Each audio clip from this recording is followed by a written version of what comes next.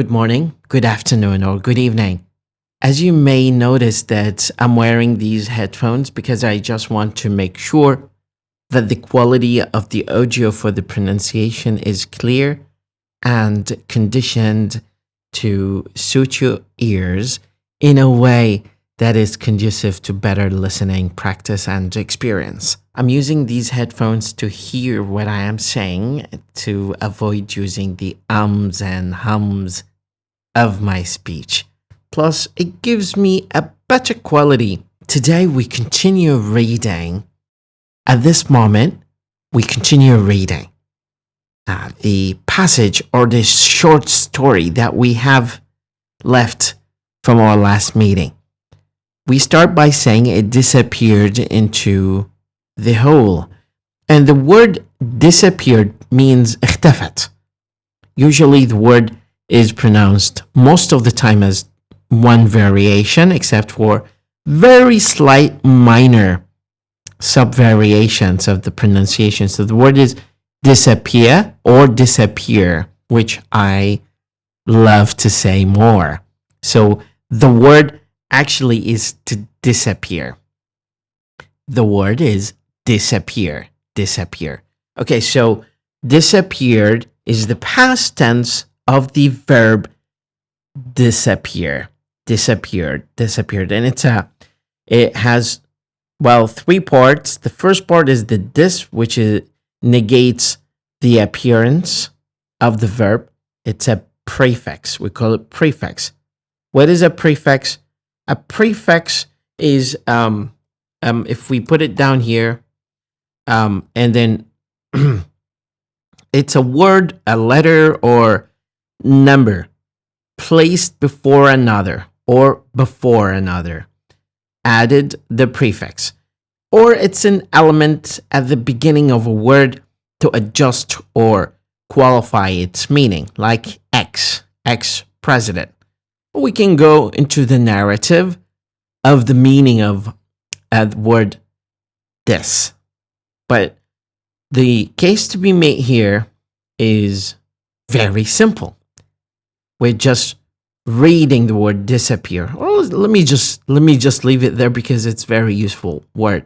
So the word is disappear. So it's disappeared into.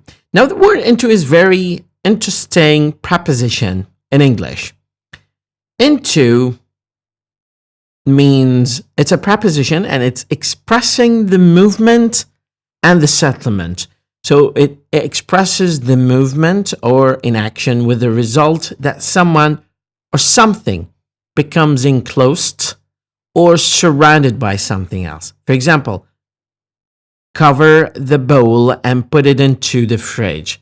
So it describes the process and the settlement. العملية أو المرور والاستقرار. That's the meaning of this preposition, in case you may wonder about its meaning. But there was no sound as it landed. Now the word landed has so many meanings. Let's start with the word as a noun. And a noun, it means أرض يابسة أو بر. And also it can be used as a verb. So it can be used as a noun depending on the context. And it can be used as a verb. The context determines whether it's a noun or it's a verb. Very common. The boot was gone. The boot was gone. Look here, the boot was gone. I'm stressing the word gone. I'm not stressing the word was, which is an auxiliary verb. So I'm saying was. I'm not saying was gone, because that is not going to give you the accentuated American or British pronunciation, which is standard or substandard in according to what people believe they are. So it was just one more thing. The boot was gone. It was just one more thing that she had lost. It was just one. Look, it was just one. Not just one. It was just one more thing. The word thing, you may notice here that this sound is not very common actually in Arabic. And because it's not common, we tend not to say it exactly the way we expect native speakers or people who speak English to say it. We say it like thing, something. It's not ing. That's completely different sound. Sonically speaking, it's thing. So it's not stressed G, and it's not just light N or N. So it's thing. It's something in between that she had lost by being stupid. Now, the word by, it's another preposition, but being stupid, maybe some people might wonder why we are using being stupid.